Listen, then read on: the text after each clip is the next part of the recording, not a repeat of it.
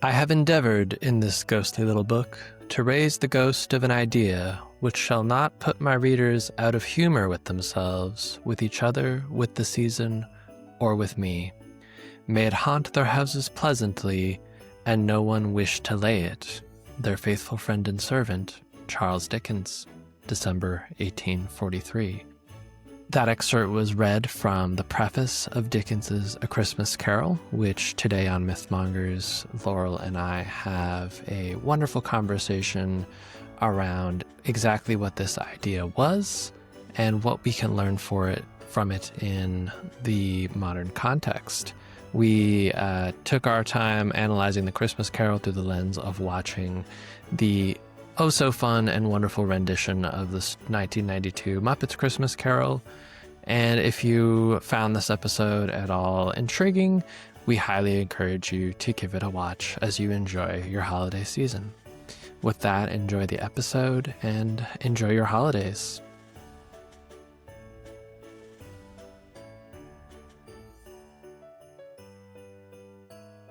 And we're here for a Christmas episode. Amazing. Who saw that coming? Not me. I'll tell you that. As a Scrooge in my own life, I never saw this coming. No, I can confirm that that's accurate, and I kind of forced it on you. But it felt potent at, this darkest point in the year on this show where we talk about shadows to bring in a little bit of light. All right. Yes, you are correct. And the only way I was going to do this is if the Muppets were in fact involved in some way. Yeah, that was the stipulation that you gave me, which left us with a much smaller catalog of myth to look at, but also one of the most legendary, the Muppet Christmas Carol.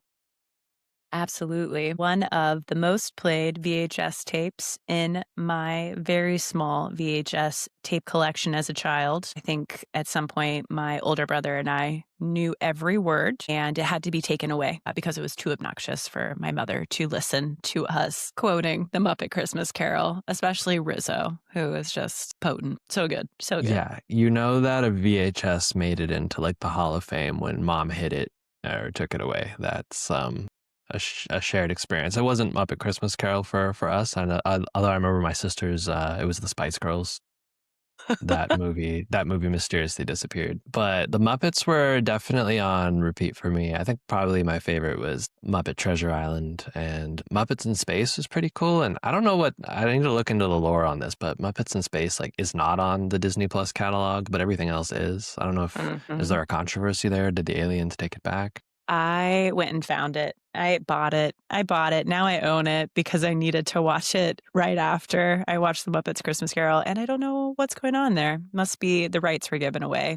It's too funky. It's too funky for Disney. Can't handle it. A little too funky. But yeah, the Christmas Carol, what a legendary Christmas story. And didn't really occur to me until our rewatch how spooky of a Christmas story it is. Yeah. And Scrooge, I think, culturally gets a bad rep. I think we still call people a Scrooge if they're particularly greedy, even though this story is kind of his redemption. So I'm like, he got the short end of the stick on that one for sure. Yeah, absolutely. It's a really good demonstration of how we project a very superficial understanding onto an archetype when it's meant to be the thing that frees us from that entrapment in society. 100%. 100%. And jumping into the beginning of the film, I think we're taken to the fact that this is a story written by Charles Dickens, but presented it as, something that's fun for children. We turn Charles Dickens into the gonzo. But maybe as we get started in kind of unpacking the Christmas Carol, which is a Charles Dickens story, it might be helpful for us to talk about Dickens in context a little bit before we get into the Muppet of it all. Absolutely. Yeah. And we kind of had this short recap of who Charles Dickens was at the time and why he ended up writing the Christmas Carol in particular and what it was inspired by. So I learned a lot in the research of figuring out what was the origin, why was this necessary, and the motivation. But maybe Ali, you can start us off, and I can kind of deliver some thoughts I had on it. Yeah, same here. And for those listening, we do some rigorous research when it comes to preparing these episodes.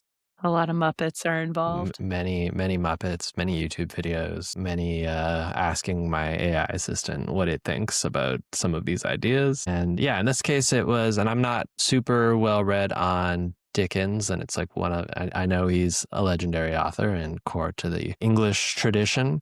Hmm. And I was like, oh yeah, that makes sense that this is a Dickens story, given how central it is as a Christmas story.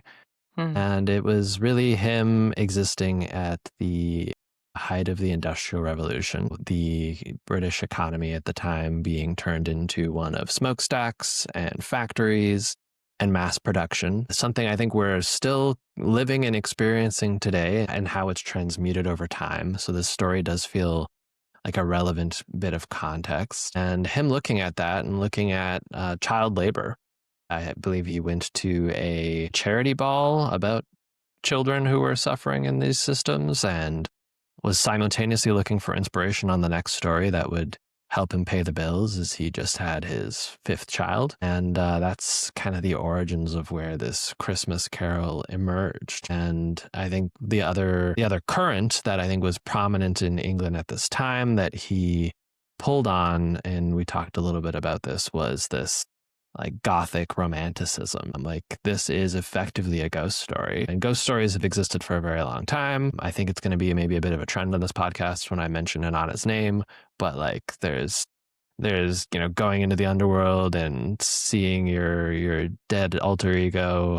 Ancient Egyptians had stories of spirits that were unmoored and lost and looking for their tomb. Pliny the Elder, Roman scholar and cataloger, told about a ghost story of a Stoic philosopher haunted by a ghost of some spirit that needed to be properly put to rest. So Dickens is tapping into a really old tradition of talking about ghosts, and one that had some relevant cultural context in the English tradition, but updated it for this era where the march forward of capital and machinery was disenchanting the world.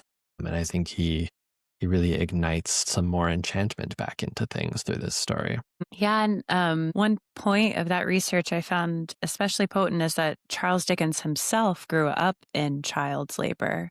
So this was a particularly sensitive topic for him. I think we see it in Oliver Twist and really highlighted what he came from and what he became.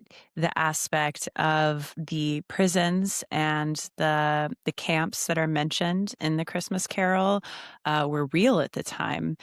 People who were poor were taken off the street and put into prisons where they literally were on these treadmills like hamsters, making electricity for factories.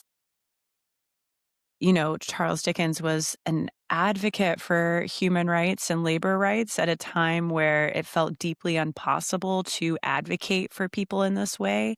And he did it through the art of storytelling. So, as two anti fascist, pro labor rights people, we had to get on this Christmas train. Like, if we're going to get on any Christmas train, it's going to be the one that is a big middle finger to capitalism. And it seems that Charles Dickens we would be, yeah, in the same train, hopefully not riding towards a prison camp, but like hopefully observing and making stories to inspire people to be kind and considerate and giving when it feels like we can't be. When the constraints of society encourage us to take what is ours for ourselves, we should be tending in the opposite direction of giving and sharing what it is we have.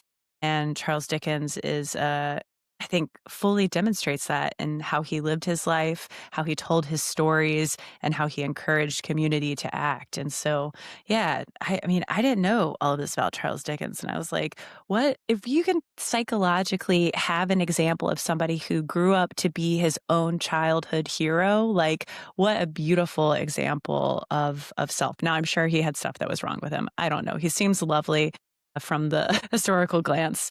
And I just want to give him some kudos for bringing that aspect into stories for children as well. Like children can handle the depth of society and learn something from it. And I like that it's a gentle invitation to all ages to consider this. And the Muppets are like, yeah, let's talk about the stuff in society that makes us all scared a little bit. And we're going to have some great jingles. We're going to bring Yeah. in the iconic cast crew of the Muppets to remind you of the reason for the season. Yeah, I think it can be very easy to roll our eyes at the Christmas season as we experience it in its most watered down context of Amazon warehouses just pumping out like cheap, overly manufactured junk to give to all of each other in what's supposed to be in the spirit of giving, but really is the spirit of overconsumption. Mm-hmm.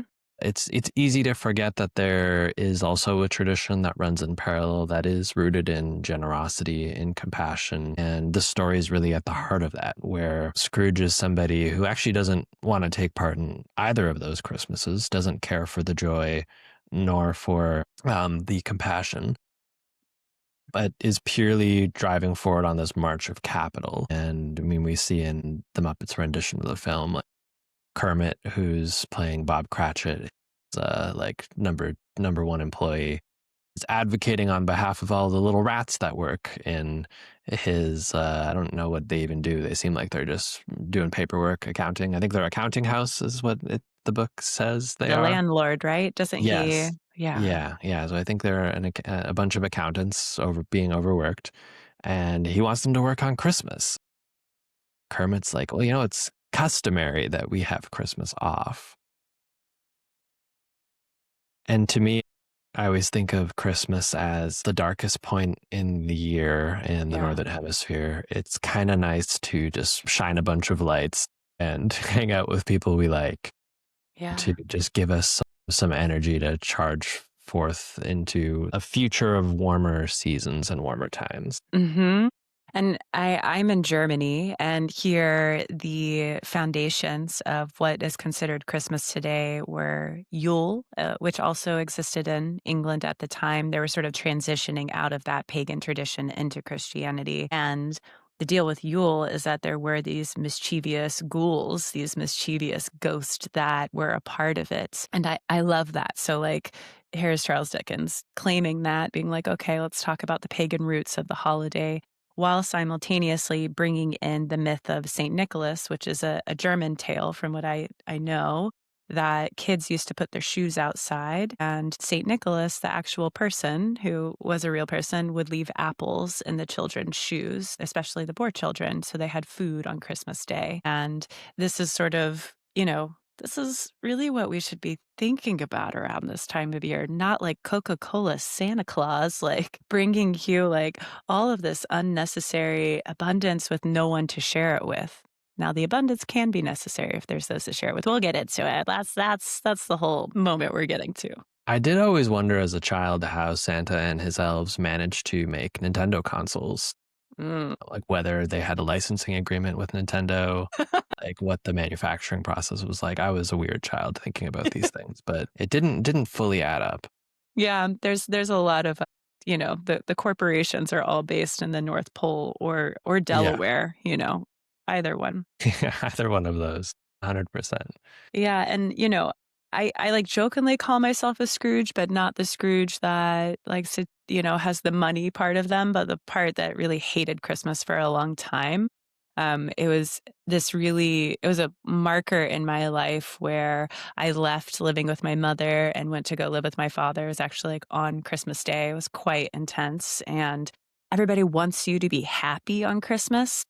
And I just was such an obstinate, angry teenager of just like, this is the worst day that's ever been created. Like, I was such an asshole. Like, I'll be honest with you. And it's taken me a long time to reclaim the tradition and say this share the part of myself that does believe in giving, does believe in being kind and caring at the most difficult time of the year to one another. So I'll just share that as a reclamation of self, of childhood self that loved the Muppets Christmas Carol and now gets to return to it via this podcast. So thank you, podcast. Thank you, I Ali. I love that reclamation of self happening on the podcast, as that's, 100% what we're intended to set out and do here for, I think, for ourselves and for our listeners, is just uncover how we relate to these stories and how they relate to us, and the dialogue that we have on an ongoing basis with stories over time. And it's potent to call back, the origins of some of these traditions, and the pagan tradition in Europe. As I mean, it's, I think, sometimes a dirty thing for those who really view Christmas as a, religious occasion, but I think both can be true. Like, Both we're can be true. constantly in this process of regenerating, Mm. and turning the old into something new. Hmm. And I think this story specifically did that very potently. Like, there were Christmas practices before A Christmas Carol, but as we kind of uncovered in some of our research leading up to talking about this, they were in decline. They were less Yeah. popular than they had been. And even when they were popular, they weren't something necessarily huge amongst common folk who didn't have the resources to do fancy things like a Christmas tree, which was, we the English had imported that trendy thing from the Germans. Mhm. And the Christmas Carol, I mean, the name of the story brought back caroling as a practice. Like, it became in vogue to go sing to your neighbors. And I love the Muppets rendition of it as a movie, because you get all the joy of the various songs they bring in. Marley and Marley, the ghost, My just God. So good. so good. It's so good. Yeah. And maybe this is a good transition into the Muppets. What do you think? Yeah, I think so. Because I think we talked a bit about, like, this context of industrialization, and in the original story, which I've read a little bit through just in leading up to this, there's this talk of, like, the London fog, and that kind of serving like this backdrop of ghostliness. And this was Dickens' contribution to this ghost story evolution in the industrial era, of relating this industrial fog and this march forth of capital and industry to ghosts and spirit. And I think the Muppets, we open up with the scene of what's London from above, or kind of pseudo above, where we're seeing all the rooftops, and it's like endless pointy kind of quaint rooftops covered in snow. And the opening lines of Dickens's book, read by Gonzo, which is just surreal. And because they're kind of dark opening words, I think. Do you have them handy? Do you want the original or the Muppet version? Let's do the Muppet version.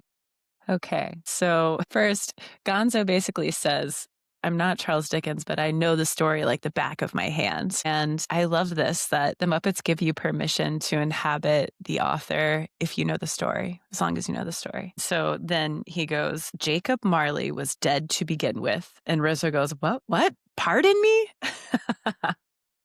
He goes, That's how the story begins. And literally, that is the first line of the original Christmas Carol is Marley was dead to begin with. So really, like, on this stark note, and Rizzo is the audience. He's the chorus, the Greek chorus responding to the antagonist. And like, what are we talking about? I'm already scared. We're talking about dead people. And what is it to start a story with an ending, with someone who has died? It is, I think, a story of rebirth, right? Where there's going to be some aspect of Scrooge that's going to be raised from the dead, that will be resurrected, because we're not ending the story on the death. We're starting with a death, and Hmm. we have to grow from here. The story has to expand. We aren't shrinking back by any. Yeah. And I mean, it's in the spirit of the Christmas mythos as well. Like, we're talking about the birth of Christ, a figure who famously goes through a death and a rebirth. Scrooge, as a character, kind of going on this journey of his own kind of death and rebirth through this experience of interacting with these spirits of Christmas past, present, and future, is participating then in resurrection. Like, I think that's a key undercurrent of the story. Exactly. Yeah. And I also Like, knowing that this story is for all ages, the fact that we're starting with the topic of death should be controversial, right?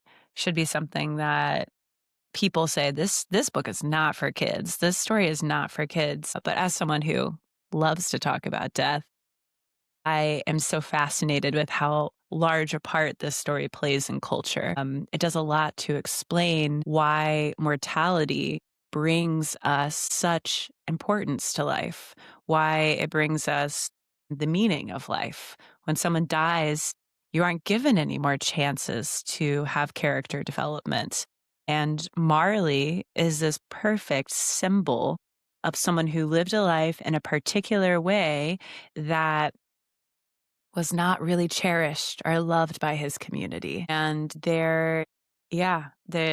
what do we do with that? What do we do with a life that was spent being selfish and unkind and now is at an end? We're meant to learn.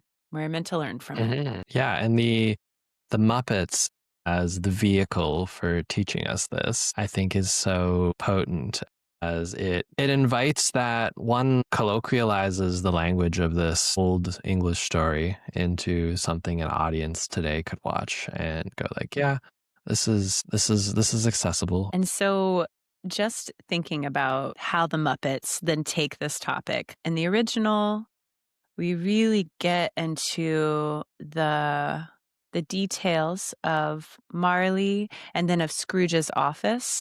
But in between that and the Muppets, we get this awesome song, and it's so freaking catchy. And everybody joins in. I mean, it's a whole entry line for the chorus to come in, which is like the entire town of London. And everybody knows Scrooge. Scrooge is, has a reputation.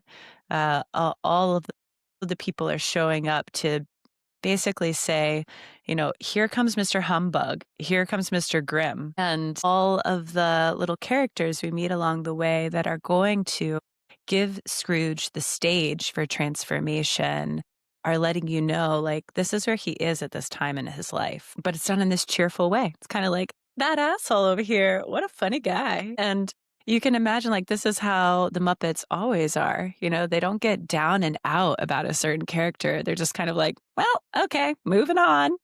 Gotta live my life.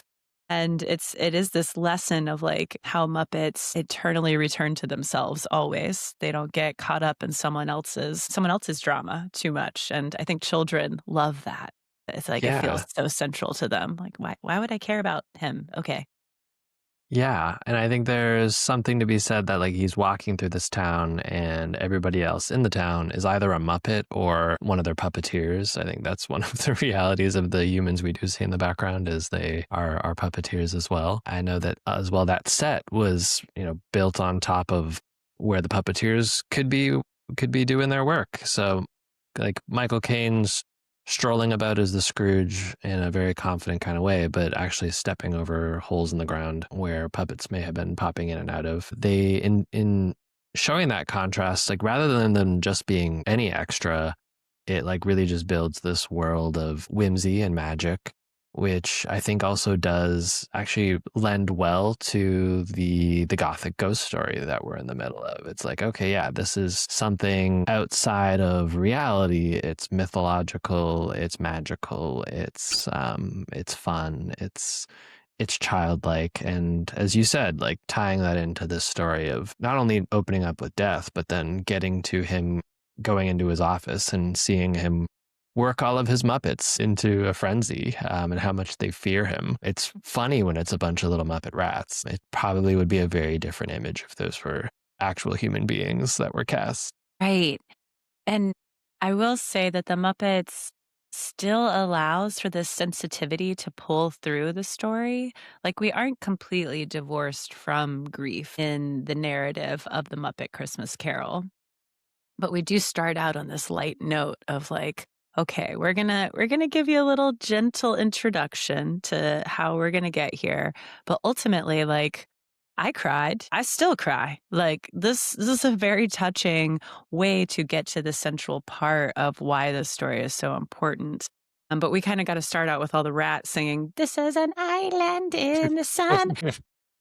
he refuses to give them coal for the fire, which still now I was doubling over in tears. It's just, they're so good, responding to everything with such a clarity of okay, we had no problem, Mr. Scrooge, we got this. So we started off Michael Caine.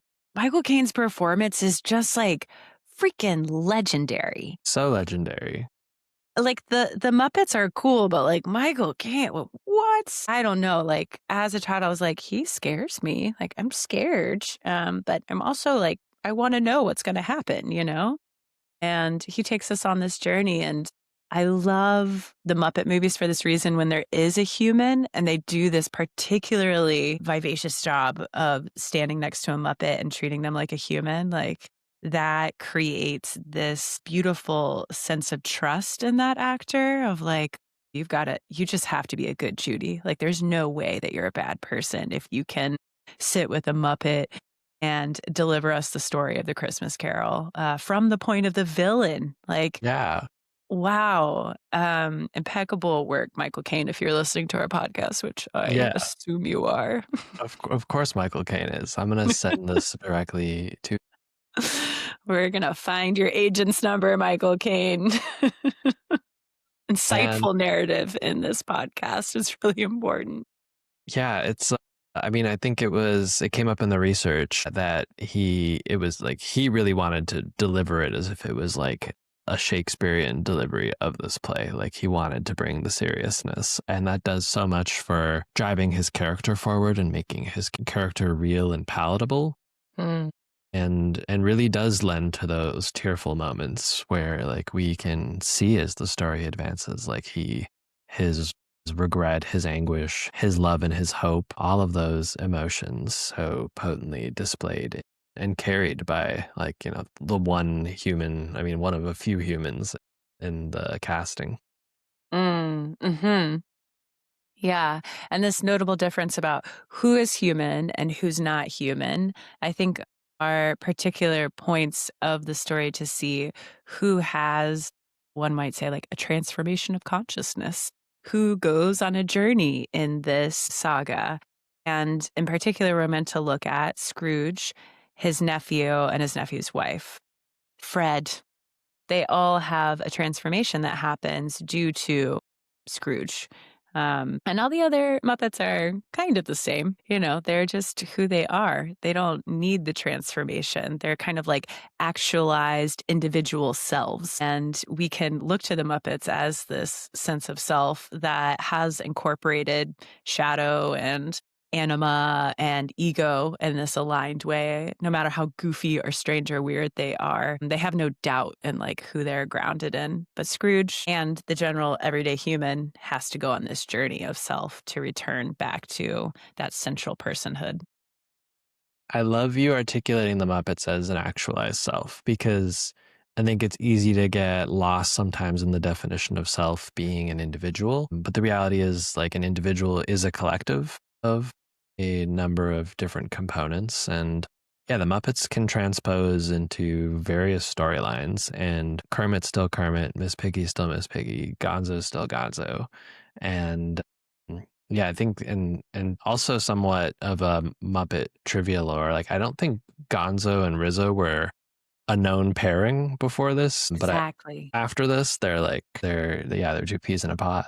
Yeah, and they complement one another so well. If we look to the next film, I think it's Muppets from Space where they're paired up, where yeah, they're just kind of different extremes on the spectrum, but therefore they hold each other and complement each other. And we, I think, are always looking for this kind of duality in the pair that's holding the story.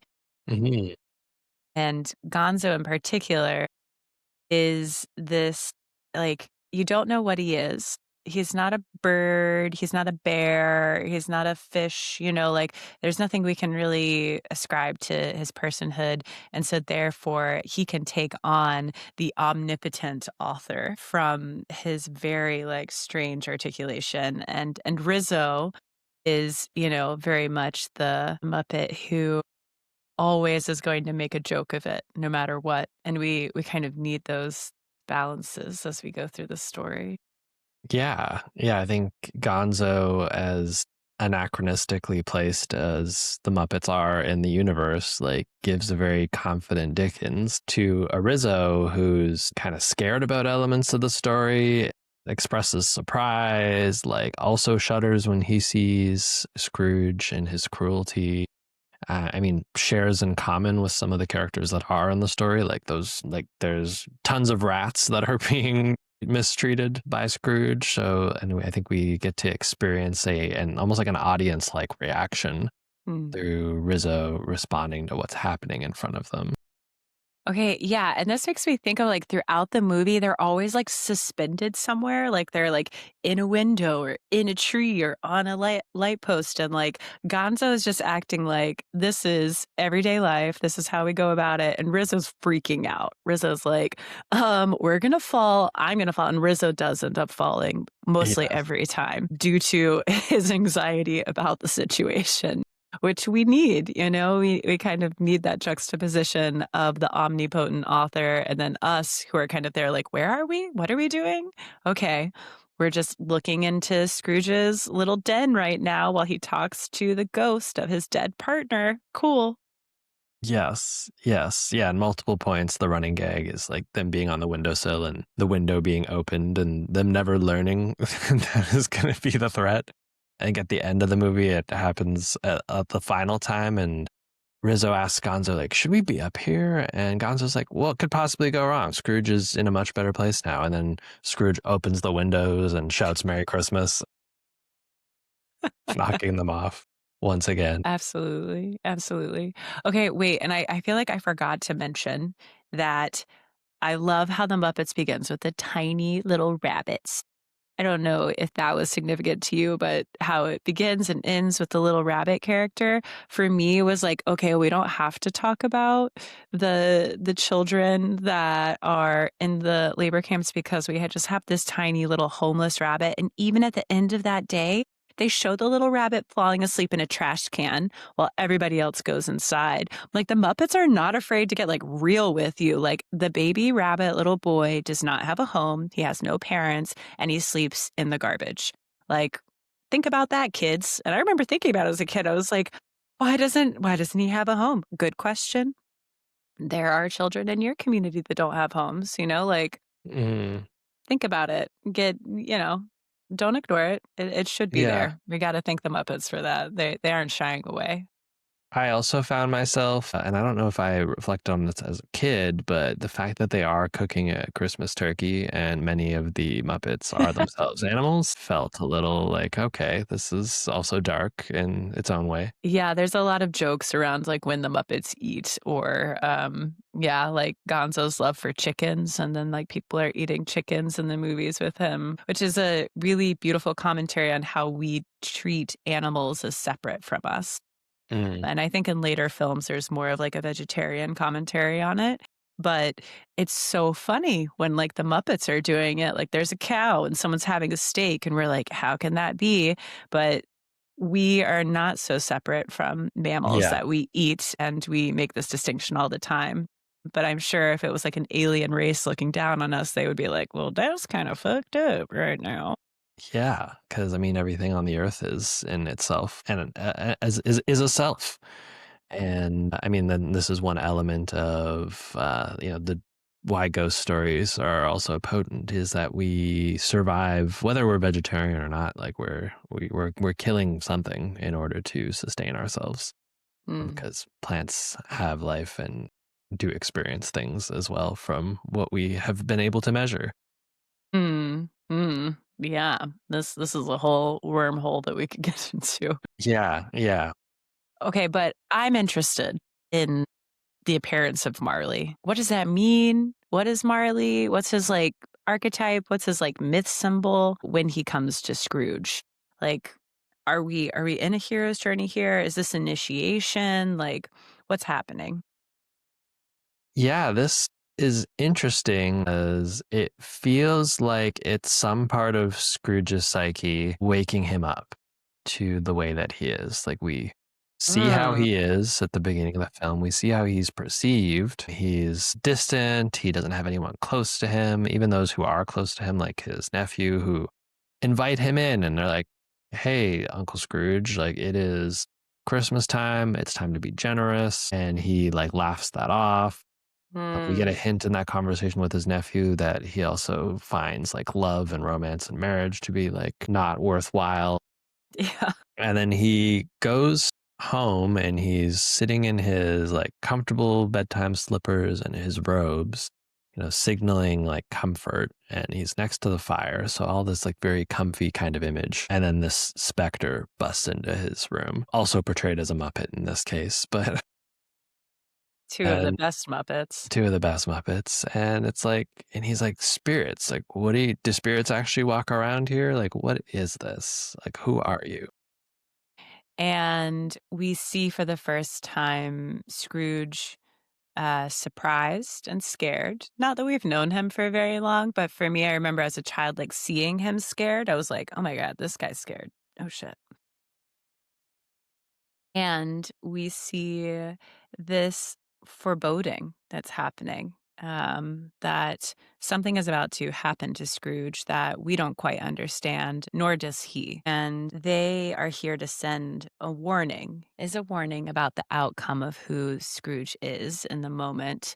But it's also, I think, in line with what this time of year, like they are embodying like the ghoul of Christmas almost, that is taunting you for not donating to charity, for not giving people a second chance. And, they're loud, they're clinky, they've got all these chains around them.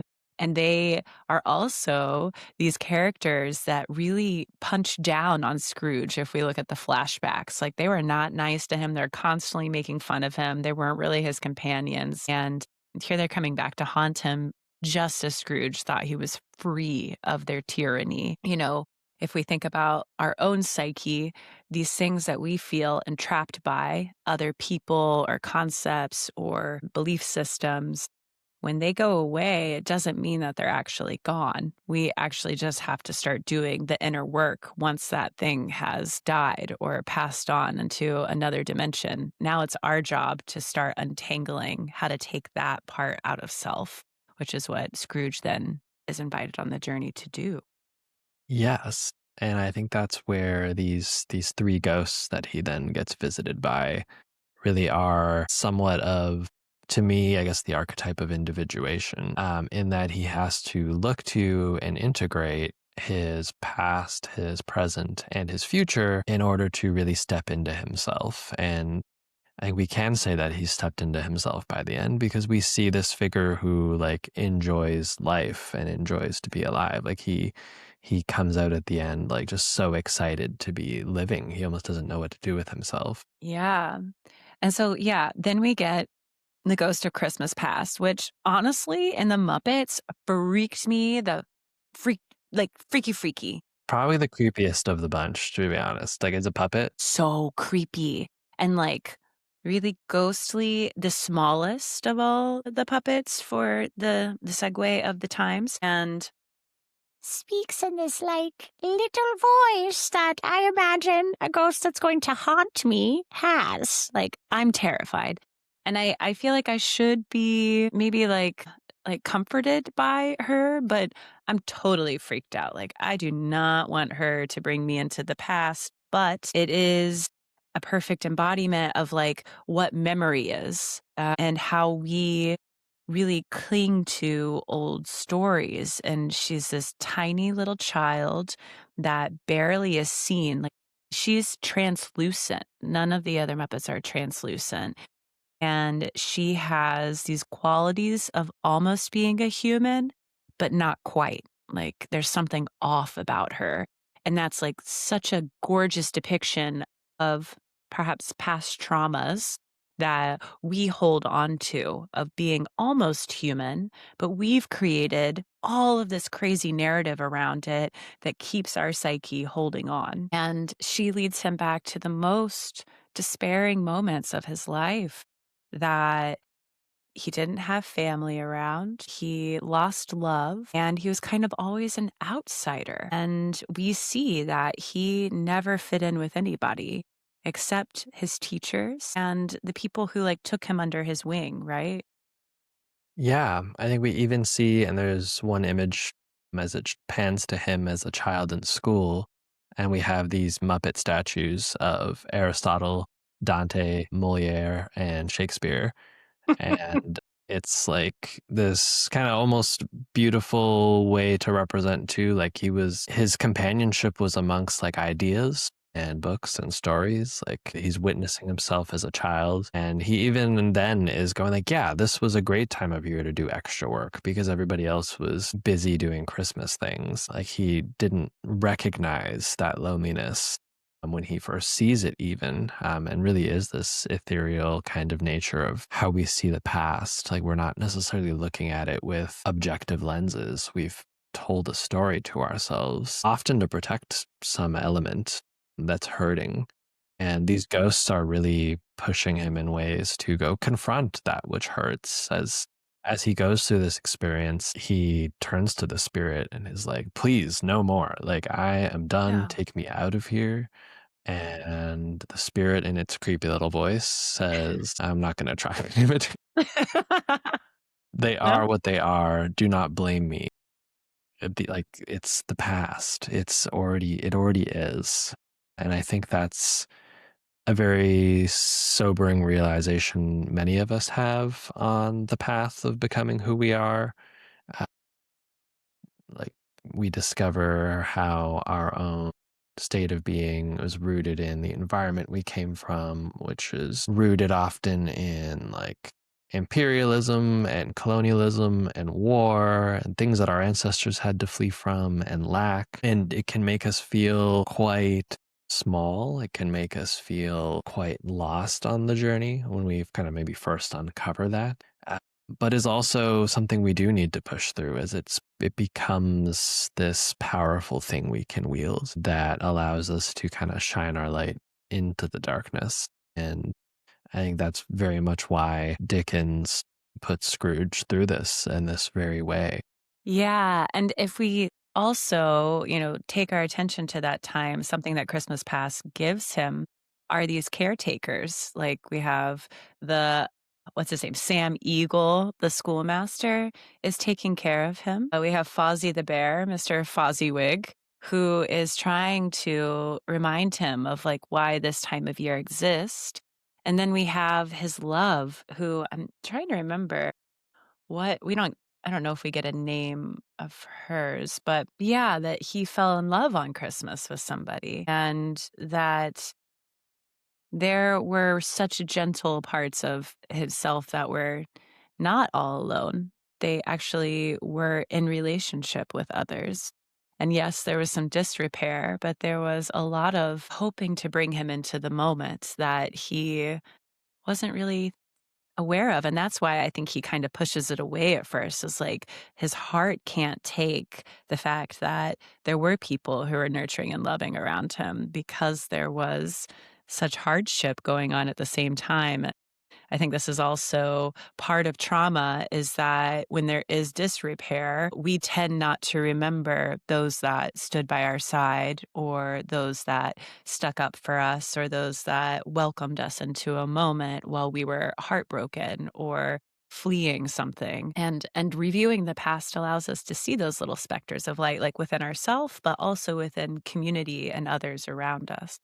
Yeah, and Scrooge serves as a bit of a warning as to what not doing this work can mean in our day to day life. Because as we transition into his confrontation with the ghost of Christmas Present, who's creepy for very different reasons, probably a little bit more lovable. He's kind of just like a big, jolly kind of figure, almost Santa like in some ways. And he gets to witness how others see him, and it's this now awareness of how his way of viewing himself in the world and viewing Christmas results in him self-isolating himself. Like people don't want to be around him.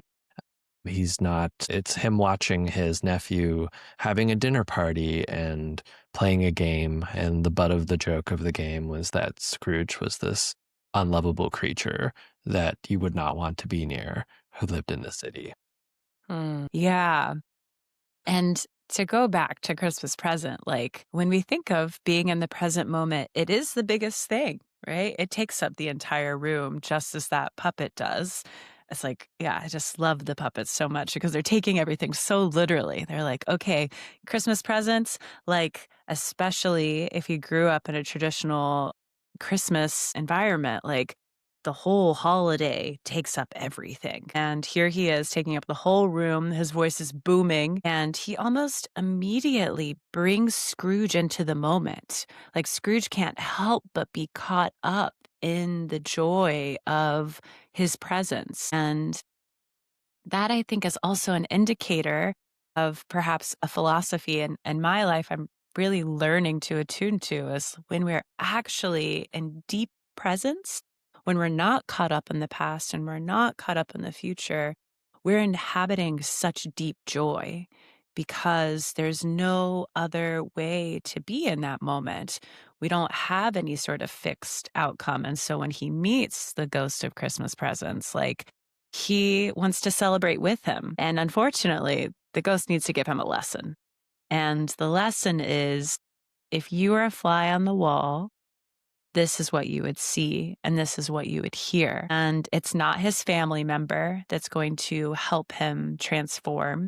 It's not somebody that Scrooge really thinks of as close to him, but it is this person that he sees almost every day of his life. It's Bob Cratchit who sticks up for him in front of his whole family. And Miss Piggy, who is played by Frank Oz, is just so freaking good, like in that scene in particular, where she begrudgingly agrees to praise Mr. Scrooge, even though we know and she knows that he does not pay her husband enough. And they have this meager meal on the table because of Mr. Scrooge. She still loves her husband so much that she will do as he asks.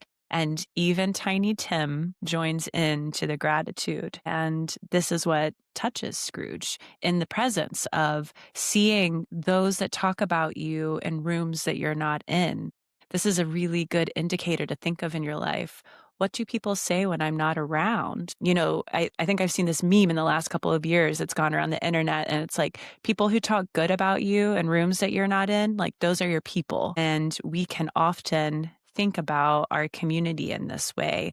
And Scrooge hasn't thought about his community. The only person that is really a part of his community is Bob Cratchit, the one person that he treats like shit. And if we think about the role of Kermit, if we're going to go to mythology and the psyche, there's this loyalty within you that loves you and is grateful for you, even when you treat them like total trash on a daily basis. This part keeps showing up and believing in the goodness of you. And I guess, like, for me, now I want to think and maybe provoke the listeners, like, what is that part of you that shows up hopeful and shows up grateful every single day to life, even if it is a horrible one? That's who you got to pay attention to. That's where your transformation is. That's where your joy is. That's where you're going to become a better person if you're listening to that part of self. Okay, I'm off my pulpit of Christmas presents. No, that was a great stream of consciousness and wanting to reflect that part of us that shows up loyal, I think is even further explored with Tiny Tim, who is like probably the cutest puppet in the whole thing, like a tiny little frog Kermit that's got a little cane and is giving a little bit of Oliver Twist as well. Like he's just like sickly. He is either worried about his health. Yeah. And Kermit or Bob Cratchit is telling his wife how they went to church and how Tiny Tim was happy to be there because he was able to show people that like even the blind can see and the lame can walk. Like he, in his own sickness and suffering, like still is showing so much compassion towards others. Archetypally, I think of what Carl Jung called the puer aeternus, like the eternal youth, just this something that's not burdened by the limits of adult existence, something that is just pure in its innocence and its love and its compassion. And we see Scrooge also just take an immediate like attachment to Tiny Tim as well. Yeah. Like his biggest worry in leaving that scene is like, is Tiny Tim going to be okay? And Well, yeah, and we get this yeah, we get into a future that he Mm. observes where he feels almost responsible and culpable for Tiny Tim not being well. Yeah, like in this way, Tiny Tim almost brings full meaning to the story. Like he is some sort of like divine child character. Like, we have to have baby Jesus somewhere in here, and it's definitely Tiny Tim. But he creates the reason why we are here. Like, okay, I know we're here because of Scrooge and like our ego and all of that, but like Tiny Tim is the actually like pressing upon of why we have the morality that must be brought into Scrooge, and that bringer of um, deeper responsibility to self and to other is the invitation here. Like, what is sacred to you? What do you actually value in life? And what is fragile? What do we do with fragility? Do we shrug it off? Do we want to protect it? And also, like, the resilient innocence. Like, how was Tiny Tim so innocent in this era of industrialization and through sickness and going through all that he's going through? He maintains this beautiful innocence. And that's something that Scrooge couldn't find in his past. Maybe Scrooge was never taken care of like Tiny Tim was taken care of. So he wasn't allowed that moment in his life and needed that symbol. It's so essential for him to have that in order to take it into himself. And then, yes, the responsibility piece is so big here. So, yeah. All right. Are we going to get into the real scary part now? I think we do get to the real scary part as the ghost of Christmas presents, as this is happening, grows old and decays. And we get the very gothic cliche of the bell tolling to signal that presence is coming to an end, like the time for presence is over. Mm. At this point, then we see kind of this counter side as well to all of the benefits of presence is like that we do need to let it go. And like is fleeting. Like the present becomes the past Mm. and quite literally like fades away. And we see this really beautifully in the story, at which point we are then welcomed by and confronted with the future, which is the most terrifying of the spirits that show up in this story. And I think that it's punctured by Gonzo and Rizzo's reaction, where they go, all right, folks, this is really scary. We're out of here. We'll join you in the final scene. And like we don't have their narration anymore for the Peace whole out. period that the ghost of a Christmas Future is there, who itself does not speak. It puts its weird, ghostly, alien-like hand on Scrooge's shoulder and just points to different things that he needs to go look at. And yeah, like this is such a beautiful, yet again, it's just like this is perfect portrayal of thinking about the future. It is unknown and it exists in this terrifying realm of possibility of what could happen. But it isn't necessarily thought problem that we must play out. We have to do this work in order to see what the fruits are of the present. And so when the omnipotent author, Charles Dickens, i.e. Gonzo, and Rizzo, the audience, us, pieces out, that's like we don't have the bumpers on anymore. We don't have the knowns. We are literally in huge unknown territory, such as the future. Nobody can know it. And I would say there is this sense of dread and anxiety that we all carry when thinking about the future because we cannot predict it. And this moment is really, it is just the scene is done really well. The Muppets deliver it really well. And I remember as a kid, like almost crapping my pants. I was like, we gotta pause the movie. I gotta leave. I gotta take a break. I can't do it. Oh, and my brother would just, no, keep watching. You have to watch the scary Muppet. It was a trial by fire situation for a 5-year-old. So I think, yeah, now we're with and I would encourage you, like if you're listening, you haven't seen this movie, look up the Muppet of Christmas Future, or is it like the Muppet, or it's the ghost of soon to be, or what will come? What will come? Something like that. Something Sorry. along those I'm lines. butchering. We're mongering in here, folks. Don't come to me for an academic resource on the Christmas Carol. We're just enjoying Yeah, don't ourselves. cite us in your homework. If you do, I hope it is quite comedic. Look at a picture of this Muppet and tell me if it does not terrify you. It looks like a ghost from ancient Greece. It looks like it is existed for hundreds of thousands of years, but it's actually in the future. No words, just these giant hands pointing. Mm. Um, yeah. Yeah. And where are we taken to? We start in the graveyard, right? Yeah, well, and that graveyard I wanna stay in for a moment. Hmm. Uh, as we opened our discussion, we talked a little bit about this backdrop that Dickens was writing in, being industrial England. And part of what he did with this story was a refresh of this tradition of talking about ghosts and talking about spooky things. And the most kind of pertinent cultural rendition of that would have been this philosophical idea of the sublime, which came from this gentleman named Edmund Burke, who did a whole writing about beauty and the sublime. And he describes the sublime almost as this opposite force to beauty. And for me, I think about it, it's like the obsession we have with crime dramas and horror movies and all of those kinds of like spooky types of things that we watch are rooted in this idea.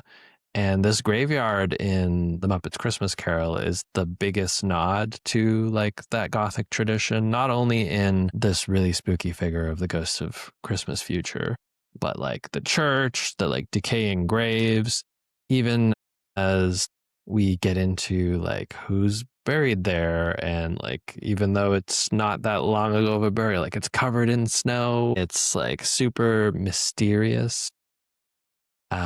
It is the confrontation with the forces of nature that are beyond our comforts. And both in Dickens's time and even more so in our time, where this industrialization has brought us an immense amount of comfort and insulation from the elements, something like a spooky graveyard and a specter like that makes us just feel this sense of like wonder. And the idea for those in the Gothic tradition and in the Romantic tradition is whether it's beauty or the sublime, like these are the things that really shake us awake. And I think we see this the most in his reactions to this specter. Like he was scared of Marley early on, but he's like really quivering at this concept of the future. And really holding on to what he had experienced in the presence of Tiny Tim as this anxiety of like, well, what's gonna happen? And at one point he's pleading the specter of like, hey, like, is this a guaranteed future? Like, I can change it, can't I? And we can really feel for him in that moment, that anxiety of the future. Yeah, absolutely. And I think this is the call to almost the beginning of the story where Marley dies and the topic of death returns to us. And it reminds me of having done like a death meditation. I don't know if you've ever done this, but there are these really deep transcendental meditations you can do where you can listen to someone walk you through dying and your body decomposing and becoming the earth and what it feels like. And it's very visceral, it's very intense. And all of these, what's meant to be provoked out of this death meditation is, in fact, what came to your mind as the most important to you. You know, what was your mind brought back to when you come back into your body? What were you grateful for? What did you want to do? What was meaningful to you? And so I think this is the most hilarious and fun packed death meditation I've ever experienced with the Muppets. And I think we were talking about this before is like, the little Muppets like going over his curtains and his like bed sheets and like they're like they're still warm. It is these things that maybe Scrooge, who had not experienced a transformation of consciousness, would have cared about. His material objects that were so precious to him, that were so fine, that he picked out for his, very rich and elaborate house that nobody else in the movie lives within. And they're being torn apart.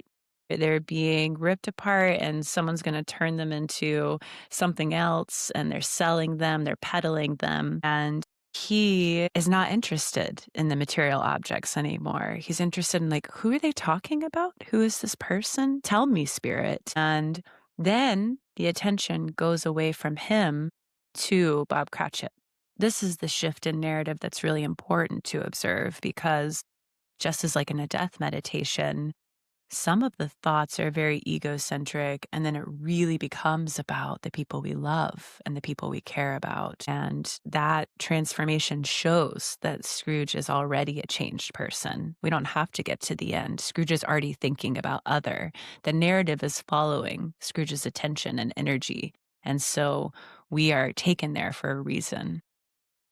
And we get this reflection of what was experienced in the present when he goes to Bob Cratchit's house. Like the first time we see Bob Cratchit's house, Kermit walks in the door and his kids like pin him against the wall with how excited they are to see him. And we have this somber entrance of him coming and them still going to greet him, but not with the same energy. And this recognition that Tiny Tim is no longer with them. And he says some of the, like, one of the most beautiful things to Miss Piggy in this instance, just that life is full of meetings and partings. Mm, And yeah, this was the point in the story where I cried. yes. I was like, no, Tiny Tim. And it creates this union, like to your point around Tiny Tim is this like essential kind of pivot point. Like it's a union that we as an audience have with Scrooge, because Scrooge is also like, please, spirit, tell me there's a way that we can change this outcome, because this is way too miserable. Like I cannot. And this is sort of, I would say, when you come to a central point in your life, when there's a part of self that you don't really like anymore, there's, I'm always bringing in like the concepts of like addiction or abuse or things that are incorporated into our life narrative that you can change. Like you actually have the power to change that narrative. And here is the confrontation of Scrooge, understanding that there are parts about himself that he doesn't want to carry on anymore. And when we reach this moment, we feel like it's too late. We feel like the future has already happened. Everything has already been decided in our fate. And the fact that it's not the end, that Scrooge still has redemption, is really fun. The miracle that Charles Dickens gives us, but is also the miracle of human life that I think we're kind of told in all kinds of ways through narrative tradition. There's always an opportunity to be the person that you want to be, even if it's terrifying and scary and you have to give up everything that you once were. If you are confronted with this severe of a truth where Tiny Tim is going to die, like the meaning of your life is going to die, you have to go towards that, and you have to beg the specter of what is to come for a different outcome. Yeah, no, I love that. And it's really, I think it's quite easy as we go along the journey in our lives to maybe think that it's too late, to think that we missed our window, to think that we are locked into what's happened in the past. And while it's true those are unchangeable, and like Dickens tells us that through the spirit of Christmas past, there's a reality of what we can do in the present to shift that future. And I think that's this experience of this dread, this great pain in the loss of Tiny Tim, where Scrooge steps into like his responsibility and his culpability Mm. in being compassionate. And I think there's also a beautiful component for us as the viewers in this story is like if we might project the Scrooge archetype on people in our lives or people we know, but they're like knowing that there are redemptive arcs can give us some compassion, and knowing as well that that state of Scrooginess is often a reflection of a past of disconnection, hurt, and trauma, and just making the wrong decisions can allow us to interact with others, I think, with more compassion and grace. Absolutely. And I am really fascinated by this concept of imagining a future that is utopic within your concept of community, the economy, of nature, as a means to rid ourselves from the system of oppression we live under. There's a lot of Afrofuturist writers that focus on this concept within like the sci-fi genre in particular that I'm like super obsessed with is when we can imagine a future where we act in a different way, where we care about different things, where we want to play out parts of ourselves that maybe have been ignored or are not allowed to thrive under the current oppressive societal structure, we start building that unconsciously. And so I feel like Charles Dickens does this in a really inventive way, as like if you don't live out kindness and compassion in your community, then here's the outcome. And so then you start living differently in your present life. So I guess the invitation here is to do maybe two practices if you can. One is if you didn't change your ways, what would happen to the meaning in your life? But two, if you could change your way, if you could actually do life differently, what would it look like?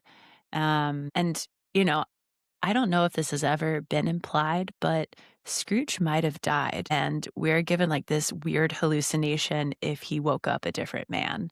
But we saw, the grave and everything else played out. And of course, we want the happy ending.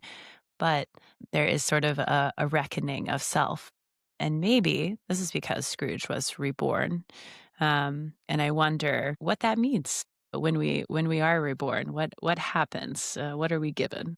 Yeah, it makes me think of this idea in the Tibetan Book of the Dead that when we go, we're gonna watch it all on replay. And like that is something that Scrooge does. And then whether that ending where it does come back together and he decides he's not going to be greedy either is an actual ending in this context, or is this maybe a future life for him, an alternate universe, however we maybe want to frame it.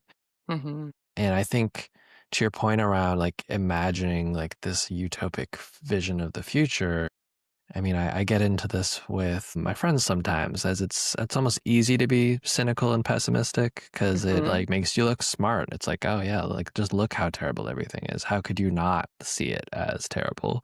Haters gonna hate.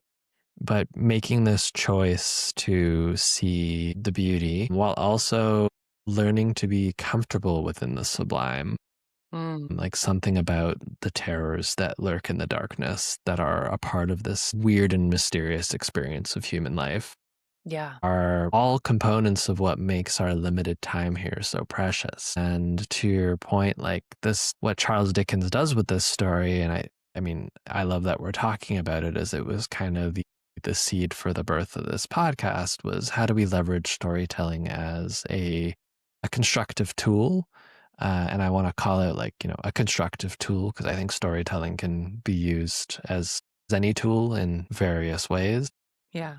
always in constructive ways. And this is one of those methods. And I think we're in a curious point in history where reading a book is a bit of a luxury. Even watching a movie is a little bit of a luxury. Yeah. I read the statistic this morning that the average person at the age of 18 is spending 8.5 hours on their phone per day. Fuck me. Yeah, and I feel like I spend too much time on my phone at maybe like 2 to 3 hours. And it's like this wanting to be kept up with things, this wanting to be in the loop. Yeah. All of these things are very human. Hmm. And it's, I think, interesting how stories now have this almost meta formation where we're all contributing to it collectively. Yeah. We watch a meme transmute from one form to another, and it becomes this, like, broadly speaking, inside joke game of whether you're in or you're not in. Mm, And yeah, I'm very curious. I don't know what the answer is, but I'm very curious on like how storytelling evolves from here. mm, And I think there's some element of us coming back to the real essence of authenticity as we're getting marred by AI slop. I've seen some folks in the marketing sphere talk about making authentic brands being like brands that actually do make people slow down. Like, hey, let's actually make a full length, like, mini series show about this because it's actually more meaningful to contribute our time to stopping versus like trying to shovel down another 1 minute viral clip in order to get a corner of somebody's attention. Yeah. Okay. So much packed into that and so helpful. Because, yeah, we do find ourselves at this precipice. And I'm just going to talk about what happened to me because it was so weird today. I had a weird day and I shared it with you, Ollie. But like what you're saying was just acted out on the world stage in front of me today. I was at this coaching luncheon, and I don't know if you know, but Ollie and I are both coaches. So if this is ever interesting to you, you can click on our deets in the subject line and we will happily reach out.